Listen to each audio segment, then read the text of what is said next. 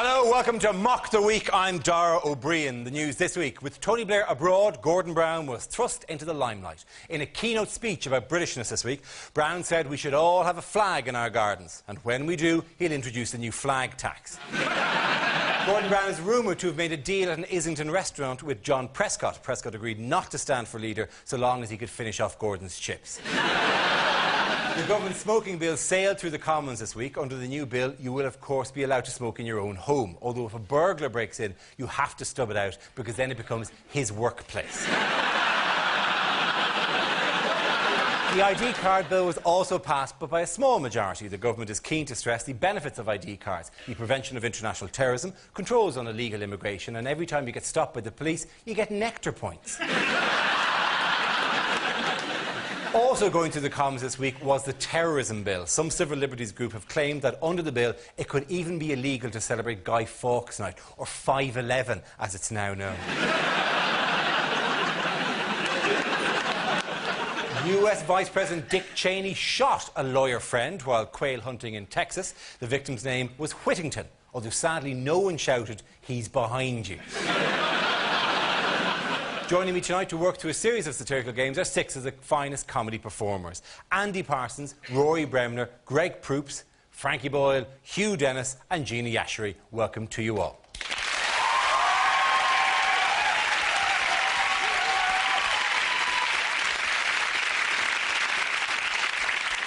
All right, let's kick off with a round we call Headliners. I show the teams a recent photo along with the initial letters of a newspaper headline. They then have to tell me what the letters stand for. Here's a picture of Prime Minister in waiting and waiting and waiting, Gordon Brown. So what does BIDP stand for? I think it's Bags Eye Downing Street parking place. Is it Brown's invisible dandelion plant? What about bitch and the Premier?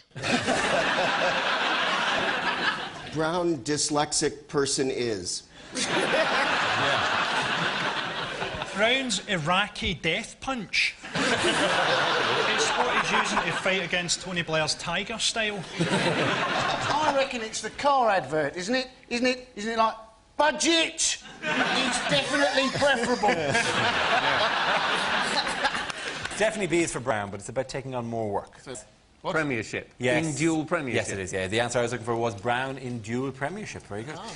This refers to Gordon Brown's increasingly public role at the heart of the government, prompting speculation that Tony Blair is preparing the way for a smooth handover of power. So what did Brown stress there was no such thing as this week? The Death Star? He specifically said, I must reassure you, there is no Death Star. The planet Gallifrey. just over his shoulder, a big shadow suddenly appeared. Yeah. Bum, bum, bum, bum. Oh, I'm wrong. He said, no, it was actually a handover date. He said there's no handover date been arranged already.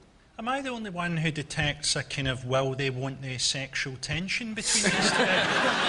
Come on, Tony, this isn't about the economy. There's only been one thing showing continuous growth around here, and it's in my pants. Just sweeping everything off his desk. Climb me like a pole, Tony, and ride me like a mad dog through hell. We could buy a ranch and live like cowboys. I've got to be honest, Frankie, I hadn't spotted that. He's changing his image slightly, have you know? Brown? Yes, Brown. Oh, he's gone from a red tie to a pink tie. Yeah, he has, yeah. This big is change. His pink tie. Yeah. Do you think it was a white tie that he washed with his red tie? he looks like he's been laid out in a coffin slightly, don't you think? It'd be good if he sort of changed his image by working out instead of just what he wore. Like if he just came on with massive triceps and went, come on, how's about that? So you should conduct all business now in a T-shirt with the sleeves ripped off it and just stand there admiring. I think a lot of people in Labour thought he'd be different from Tony Blair, because when Blair invades Iraq and does the education stuff in the hospitals, people thought Gordon's going, OK, do what you like, do what you like. I wouldn't do it that way. But, you know, if you want to do it. But actually, it turns out he's even tougher. He's now saying, no, 90 days. I want people in prison for 90 days without trial, without charge. ASBOs for infants. Want that. There will be a new offence for glorifying the Battle of Culloden. And he's going to be even tougher. It is strange because, I mean, this idea of sticking a pink tie on him is essentially like putting a waistcoat on a bear. Making the bear ride around on a bike in a circus environment, obviously, this particular metaphor. But then eventually the bear is going to snap and go, "Don't like the waistcoat." And the bearness of it will surely come out. I do genuinely think that it's a good idea that the sort of handover is gradual, because I think the danger with Tony Blair's premiership is that, because he knows he's going, it gets to be like that period that school teachers have after the exams are over. And he won't bother with cabinet meetings, he'll just get all the cabinets go swimming. And cancel every intergovernmental meetings, go to the Science Museum for the day. What was a recent unusual event for the government, though, this week? What's the thing that happened that They won something. They did. They won a vote. On which vote? Smoking ban. Yes, before ID that, cards. they won the ID cards one first, yes. This was surprising, wasn't it? Because they now want us to have these ID cards with a facial scan on them, don't they? Yes. Although the technology is such that at the moment that apparently 30% of the time these facial scanners won't actually recognise your face. You don't want to be there at immigration desperately trying to remember what face you pulled when you first had the card done. What if you're a schizophrenic? You'll have to have a different identity on either side of the card, presumably. Which would be quite difficult. You have to decide who you are before you go through control. Even if you suffer from dual personality disorder, you don't turn into the person like it's not right. By now, and me, but sometimes I have a small handlebar moustache and speak like a 1920s silent movie villain. They go wrong as well, aren't they? Because I think they've got iris information and fingerprint information. They've also got a barcode, so perfectly possible that you get through the first two, your irises are all right and your fingerprints are all right, but in fact, the barcode's saying that you're not who you are, you're a 250-gram family pack of shreddies. Bad news, you're not a gig in the plane. Good news, you've been reduced to 63 pence. What if you've had loads of plastic surgery? Pete Burns' card would have to be about that big. If Pete Burns was like he's actually a hologram, you just twist it in different faces. My understanding is the identity card is to prevent terrorism. Yes. Because terrorists often, flash a bogus ID before they pull their act? Like, oh, I thought that was you, Abdul David John. It'll stop you if you're a terrorist underage drinker trying to get in free at the swimming. No cider for you, Abdul Hamza. He's not going to get through anyway. He's got a fingerprint and iris information. He's going to slip through unnoticed. It is strange to see people getting up in arms about this. I'm not giving them my information, unless, of course, I'm online and want to buy MP3s or pornography. Then you can have all the information you want, absolutely. But how much information do they need? This is going to have 39 pieces of information, so you're going to get stopped by a police officer going, "Oh, really? Annie Hall's my favourite movie too, sir." I'm afraid I'm going to have to arrest you for not putting anything under hobbies and interests. Tony Blair missed the vote on ID cards this week after his plane was delayed in South Africa when the pilot noticed sparks flying from one of the engines. Blair panicked and his life flashed before his eyes, in a carefully edited version showing him in a more favourable light. Gordon Brown has called for children from deprived areas to volunteer for the Army Cadets. So there's an idea. Take some bored teenagers and give them a gun. Another bill that was passed in the Commons this week was the controversial terrorism bill, the government's official terror watchdog. I'm sorry, I just love the notion of it having an official terror watchdog.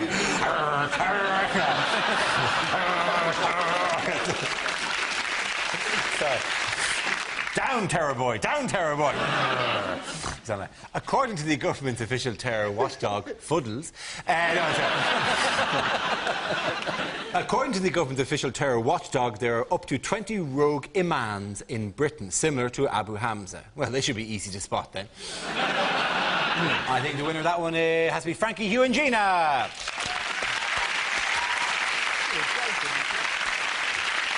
The next round is called Between the Lines and features Rory and Hugh. Would you make your way to the press pit, please? In this round, one of them takes on the role of a person in the news addressing the media, while the other translates what they really mean.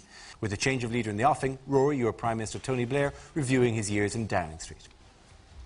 Gosh, ladies and gentlemen, the world is a difficult and dangerous place. We face perhaps the greatest challenges we've ever faced in our history. Time to go. It is the greatest duty of any Prime Minister and any government to protect the safety and security of their citizens. Whoops.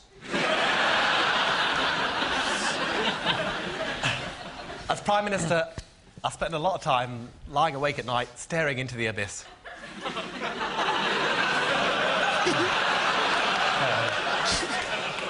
I wish Cherie would sleep with her mouth closed.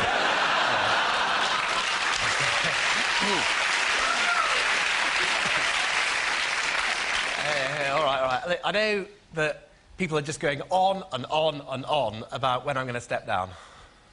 I know Gordon's going on and on and on about when I'm going to step down. But look, when I do, I'm not a kingmaker. There will be a proper procedure for the succession. Whomsoever pulls the sword from the stone, he is the one. I know that in time, Gordon will be an excellent leader. Of the opposition. I know that a lot of people think that I'm insincere. But hey, I love you all. And when I actually do move on from my career in public service, I'm looking forward to a new challenge. Tonight, Matthew, I'm going to be James Blunt. Well done, Rory and Hugh. Very good. Points there for Hugh, I think, and for Roy. What the heck? Now we play a round called Round and Round and Round It Goes. Where it lands, do some jokes. This game involves Greg, Frankie, Gina and Andy. So if you could make your way to the performance area, please. This is a stand-up challenge. Our random news generator contains a bank of newsworthy topics. We spin the wheel, and when it stops, anyone can step forward and try to make us laugh about the subject it's landed on. If I judge the player's got a big enough laugh, he or she is safe and gets to sit down again. OK, here we go. Let's have our first topic, please. It is the future. Frankie. Worrying about the future is different if you're Scottish.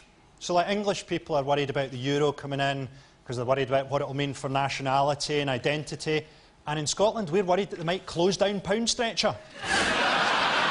Well, the new coins be heavy enough to throw at referees.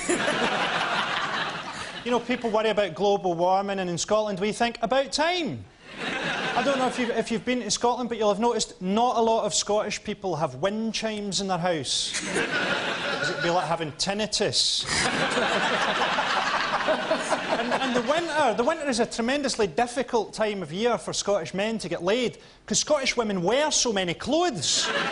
It's difficult to get at them. You know how in the movies and that, a young man's sexual rite of passage is the first time he manages to get a woman's bra strap undone. In Scotland, it's the first time you get a button off in her duffel coat.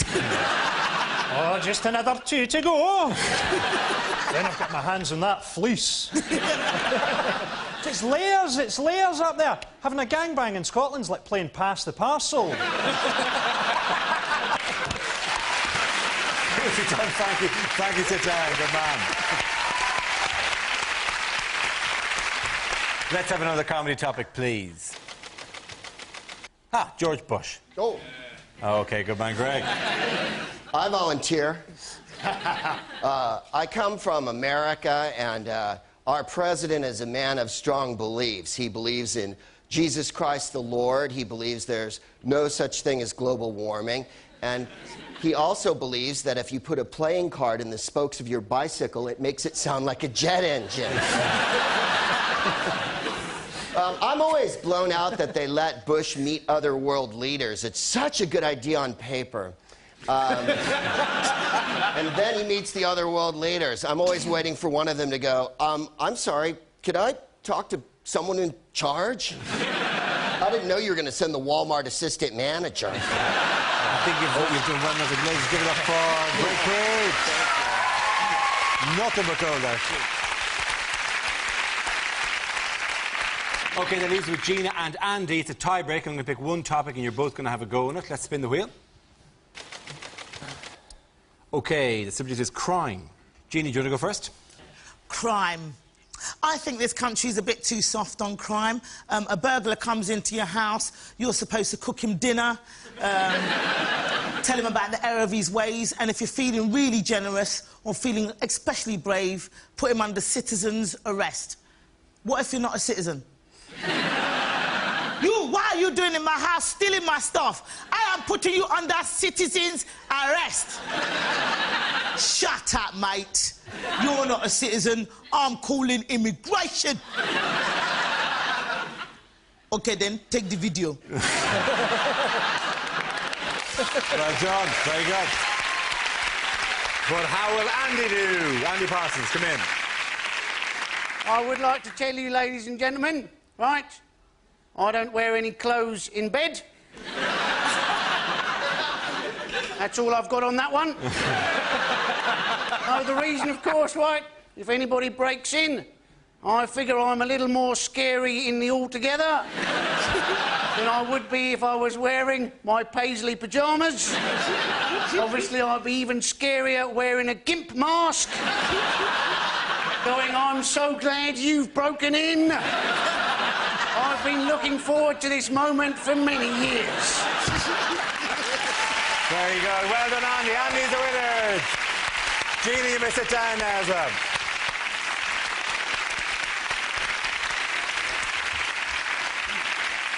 This round is called If This Is the Answer, What Is the Question? On the board are 6 categories relating to current events. For each category, I read out an answer and the players have to guess what the question might be. Andy, which category would you like? Could I have world news, please? OK, world news. The answer is 30 yards. What is the question? Is it, when you've entered a marathon, is it how long before you regret wearing the rhino outfit? On a Saturday night, what is the distance between Jodie Marsh's ankles?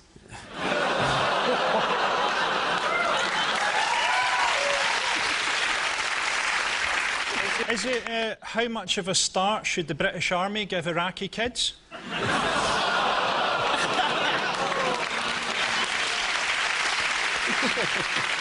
I've got it. Is it what is the circumference of the average American? The bus is 31 yards away. How far can you run before it moves off? Is it how far is the average child away from a paedophile if they sit at the very back of the classroom?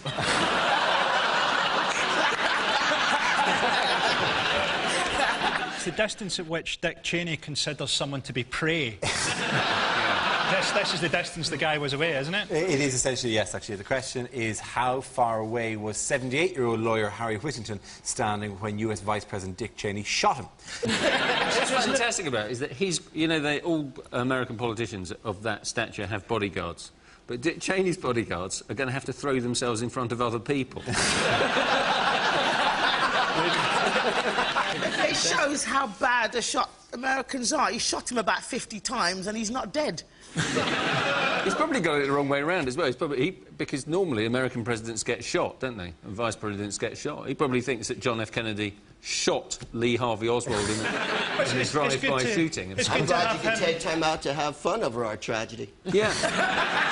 To be fair, That's all right. Surely enough time has passed now. I can take the hit. We got a world to run. Oh, that's not funny.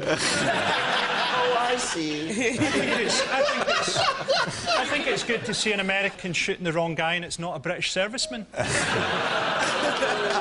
Apparently it was an accident, though, because Cheney was aiming for a Mexican trying to cross the border.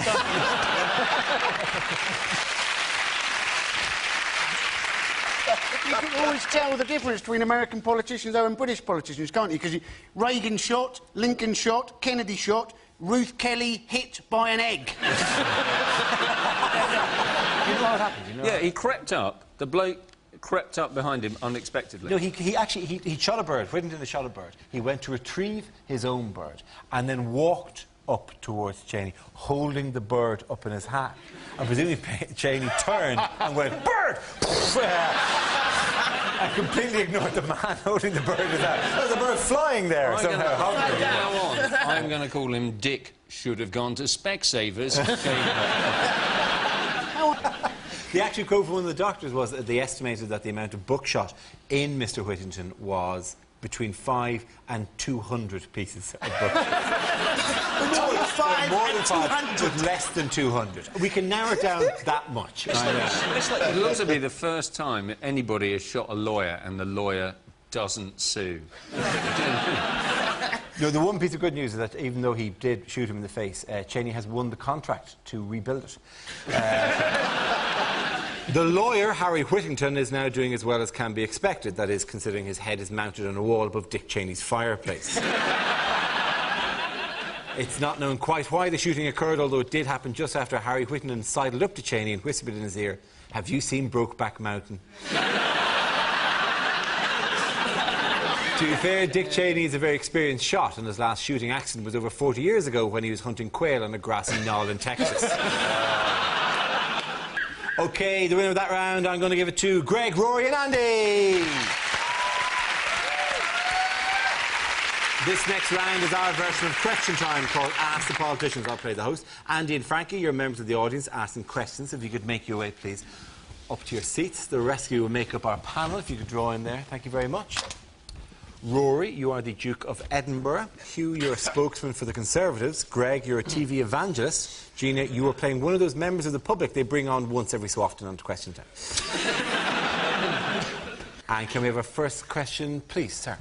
Can I ask the panel what they do to combat bird flu?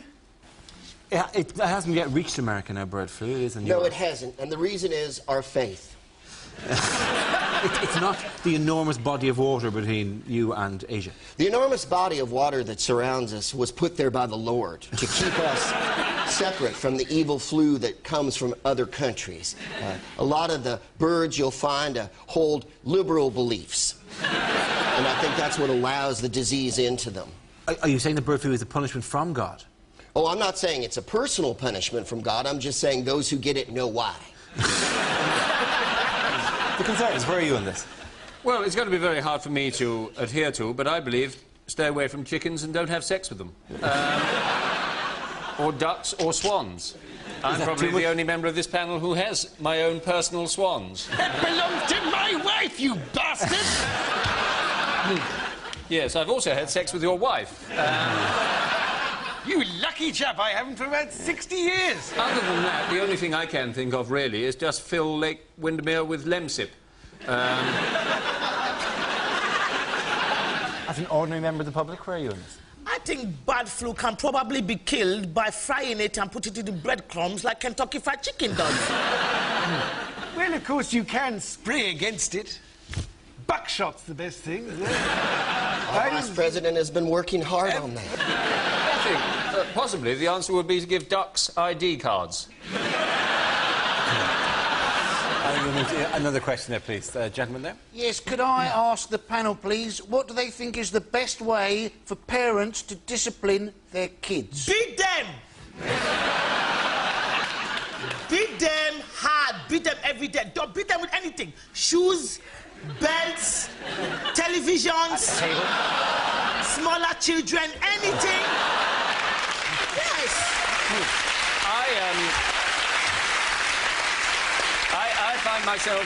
I find myself agreeing almost absolutely with you. I was beaten very regularly as a child. It did me no harm at all. Apart from the regular bouts of bedwetting I still suffer. And the need to visit a dominatrix in Soho. As a father of a massively dysfunctional family yourself, Prince Philip, Well, they say you should discipline children by taking away their privileges, but with our children, where do you start? yes. It's a moral issue, surely. Well, as a member of the clergy, I have extensive experience handling young boys. And I believe that punishment should be made fun, and that's why I've come up with a Guantanamo Playland scenario. Lovely stuff. OK, you can come back. Andy and Frankie, come back here.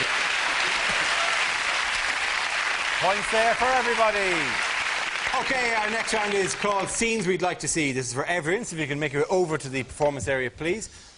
I call it ideas for scenarios we'd love to see, and the performers come in with their suggestions. OK, here we go. First subject is what you don't want to hear a Prime Minister say. Gordon, I've discovered how to make myself immortal. Well, who'd have thought it?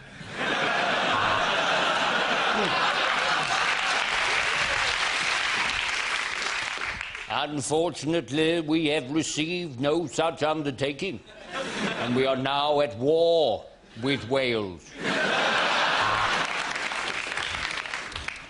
Oh, my my God, first celeb Big Brother and now this! Get me an 18-inch knife and a hand grenade. I'm sorting this Iraq shit out.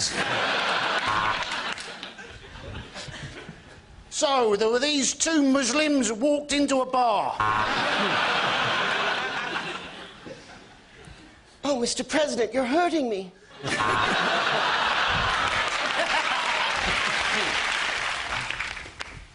Just like to play you a little song I've written. Members of the House, the band was... So what day? OK.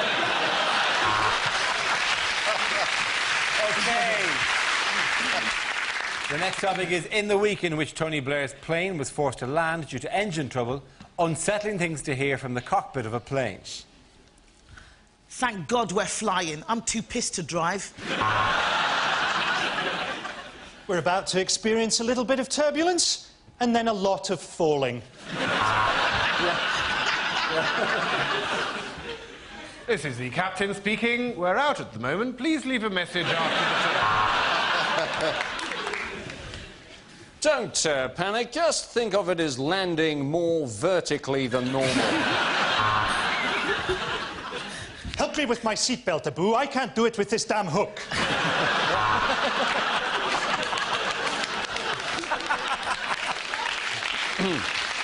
OK, Captain Thomas, when I tap the windscreen, I want you to stop.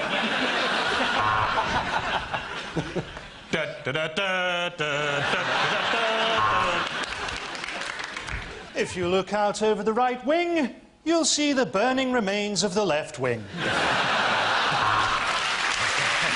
next topic is bad Valentine cards to receive.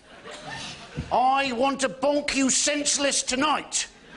Lots of love, your cellmate. Roses are red, violets are blue. I have chlamydia, and now so do you. I can't wait to feel your flesh next to mine again. Love, Mum.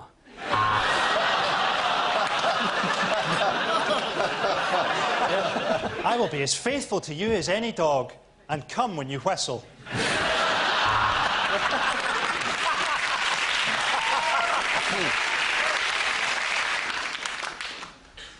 Dear heart, are you paying too much for your car insurance? I love you. Please send this letter on to 10 other people. Let's leave it at that, ladies and gentlemen. The winner of that round was Frankie.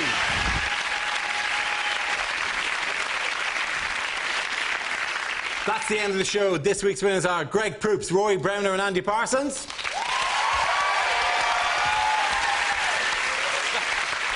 Commiserations to Frankie Boy, Hugh Dennis and Jeannie Asheray.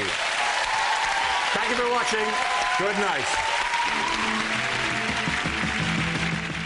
A world of adverts to make you laugh over on BBC One in 5 minutes. The comedy continues with John Culshaw's commercial breakdown. Here on BBC Two, it's Newsnight and Newsnight Review in a moment.